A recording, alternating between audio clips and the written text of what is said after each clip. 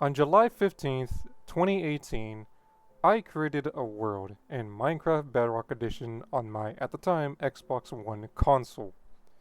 This world would go on to be my longest lasting survival world ever, lasting about a total of 6 years. 6 years of memory of me playing on this game and on this world. 6 years of the constant wars I have fought in this world. 6 years of the constant visitors I have had on this world. And 6 years of the constant builds, projects, and creations I have had on this world. This world took up 757.1 megabytes of storage, and a total of 1,439 in-game days have passed while I was playing in this world. And this world will finally be going into retirement. It was fun while it lasted, but it is time for me to finally start a new world. I have been thinking about doing this for a long time, but part of me was saying no, don't do it because of how nostalgic and how much I've done in this world. But I think it is now time to let go and to start off a new world completely fresh. I am more mainly making this video as more of a documentation of this world, as I like it and I thought, hey, you know what, maybe other people would want to see what I've done in the past 6 years. Maybe they don't, but either way, I'm mainly making this for myself. So, let's get into it. Now this world is far from perfect. I know that. There has been many times where I've built something only for me to tear it down a couple days or even months later because I didn't even like how the project went. There were some projects that were cancelled, some things that I've completely forgotten, and so many projects that I've started to the point where it became so big that I decided to just leave it be because I'm lazy. I have had many homes on this world. I have had many structures built on this world. And I, of course, suffered many, many deaths on this world. But all in all, I love this world because it holds so much memory to me. When I first made this world, I was 13 at the time. Currently, I am now 19. And, back then, I was terrible at the game. I was nowhere near the skill level that I currently am now today. Back then, I was terrible at PvP. And I was even worse at basic survival, because most of the time I couldn't even get past the 5th night without dying constantly. I couldn't even find diamonds. To me, finding diamonds was a rarity, and I would feel like the happiest kid in the world. You know you're bad at the game when you can't even find a stack of diamonds legitimately. That is something that I just genuinely could not do. To me, having full diamond, having a full set out world, full enchants, full everything, would just seem like a dream. Now, currently, give me about, I say 2 weeks of playing a Minecraft world, I could do it, easily. This is why this world is special to me, because this was the first time where I have started and successfully survived in a world. Now here's something to note. I have not really been playing this world constantly for the 6 years. It's not like I've been playing every day. You know, if that was the case, I would have had way more builds, much more of my projects would have been completed, this world would have been looking a lot more nicer than it does now. It was more of a constant break. Sometimes I would take a break that would last around 3 to 4 months. I would get back on the game, play for about 3 to 4 months, get off it for 3 to 4 months, rinse and repeat. This kind of shows it. And well, yes, I'm not going to be showing all of the world because this video would take hours. I am going to show one of my more favorite parts of it, mainly spawn. So when you first spawn into the world at 0-0, I have a little bit of a setup here. The terrain looks vastly different than it once did before when I first spawned into the world. There was more of a forest, the swamp area was a lot more cluttered. You can see right here in the video, I've cleared out a lot of the forest areas around the map. The swamp here was very cluttered and was very messy, so to speak. And I cleared all of it out to make way for what I would like to call the farming district. This area would where I would put all my farms at. Of course, the project didn't really go that far as only a few farms went in, and even then it started conflicted with another project that I had. And this project is what I would like to call the Big Dig. This project would consist of me digging out a 60 block by 60 block hole that would go all the way down to bedrock. This project lasted me 4 years, and I never finished it. You may be asking, well, why did you never finish it? And that is because I'm lazy. Now before, this project was started before the announcement of the Caves and Cliffs update, it would lower down the bedrock area. When this was announced, I was still trying to finish it, and it kind of demotivated me because that meant that there was another 64 blocks that I had to dig down, and on top of that, those 64 blocks could not be insta-mined. So you could tell how this really demotivated me to start it. Currently now you can kind of see how I did decide to power through it and dig those blocks, but I kind of gave up about part of the way through because that just took way too much time. This is one of the few projects that I'm kind of disappointed in myself because I really wanted to finish it. I really wanted to have a big hole that would go all the way down to bedrock. And in this hole would go almost all my farms. As you can see here, my skeleton farm was here. So this was part of the reason why I put the hole right here. This is also where I would put my villager farms and everything else, such as the crops, bamboo, even sniffer and honey farm. Maybe one day I will come back here and try to finish it out. I will clean out everything and all the messy things that I don't really like about this area and have a full proper farming district, as I would always want that. But today's not that day. Moving away from the farming district, over here is what I would like to call the horse plateau. This is where all my horses would go, and I mean all of them, including skeleton horses, llamas, and camels. Here's a funny story regarding the camels.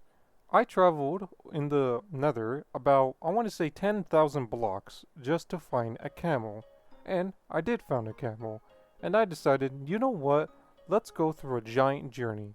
So I proceeded to walk 80,000 blocks from where I found the camel all the way to spawn, where my base was at.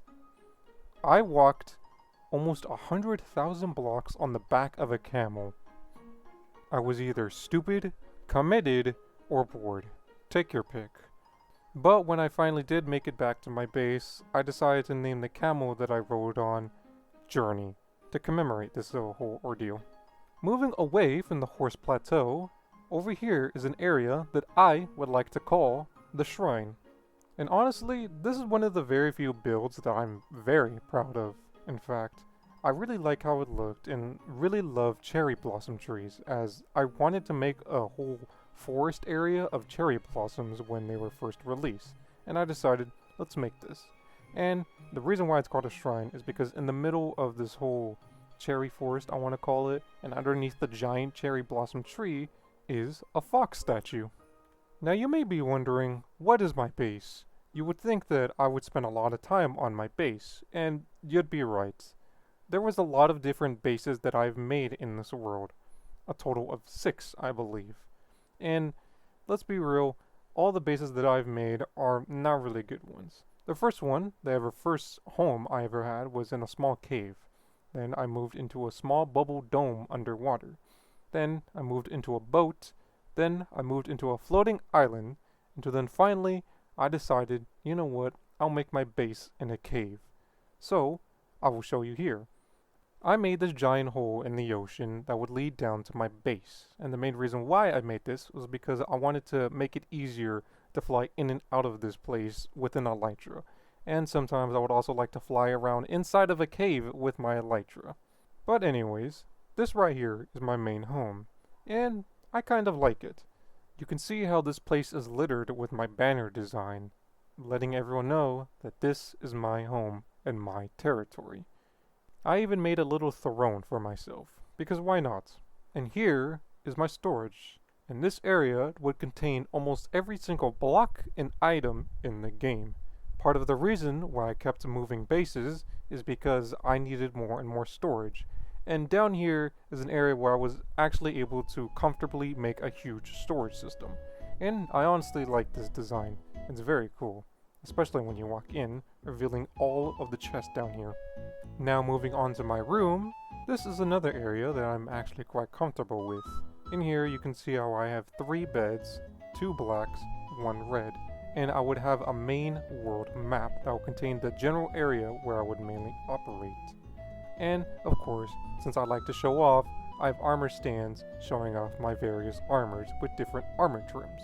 There was a project that I did have in mind that I called the Hall of Armors, and this project will consist of me getting every single armor in the game and combining them with every single armor trim, followed by every single color combination with said armor trim. As you can tell, this would be a very, very long and very, very expensive process. But the main reason why I stopped myself from doing it is because there was no really real good area for me to put it, since I want to put it in my base, but there was not really any good place to put it in because any wall would lead to another cave system or it would be very long, and I don't like having this very expensive, nice area so far away from my base.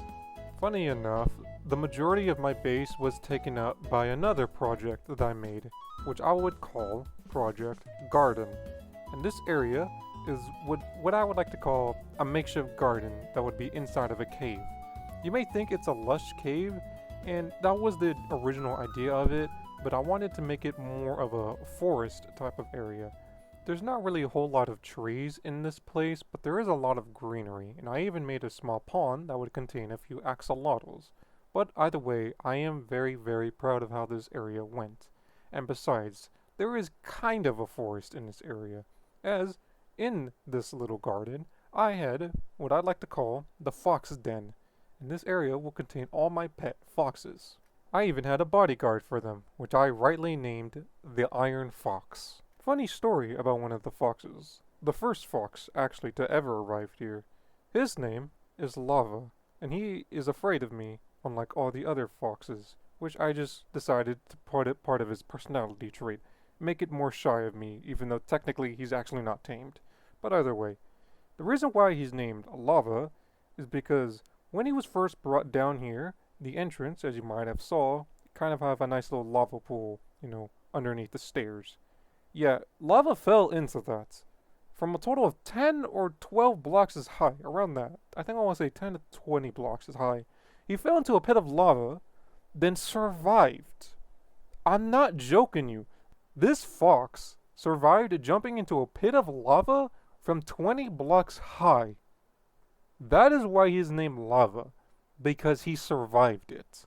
And I also managed to get snow foxes, which I think are pretty cute. One of them is named Mia, and the other is named Lane. They often play with each other, and sometimes smash. Yeah, you may figure it out that I actually like these foxes. Honestly, I think foxes are cool. They're pretty neat. And speaking of a neat mob, I also have a small bubble that contains allays. Some of you may know that I adore allays. They are my favorite mob in the entire game, so of course I had to get them. Now here's a story regarding one of the allays. When I found an allay, there was only one of them in a pillager outpost, and I saved it. This allay is named Blue, and she is the mother of all the allays that I currently have. And for some of those who don't know, allays reproduce asexually, or duplicate, if you will. This basically means you don't need two to make another, you just only need one of them. And the way how you duplicate them is have one of them be near a jukebox and have the jukebox playing a music disc. Any disc will do. And while it is dancing and listening to it, give it an amethyst shard and it will duplicate. So yeah, that is why I call Blue the mother allay, because all of my allays originated from her. For those who are curious, I have spent a total of 42 days, 6 hours, and 46 minutes playing Minecraft. And I have killed 20,950,000 mobs. I've broken 765,221 blocks, and I've traveled over 85,196,047 blocks. I unlocked the Taking Inventory achievement on October 14th, 2017.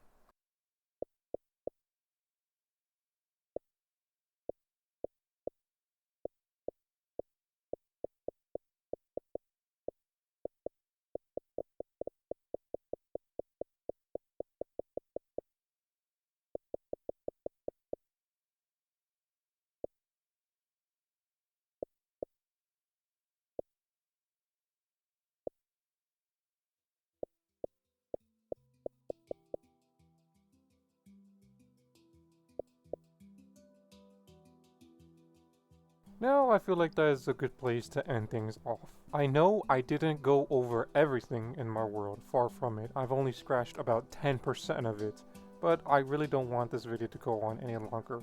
If you guys would like to see more about this world and me documenting it, maybe I will make another part of it, but as of now, this is the only video that I plan on making. I do hope you enjoyed this video, and I hope you have a great rest of your day.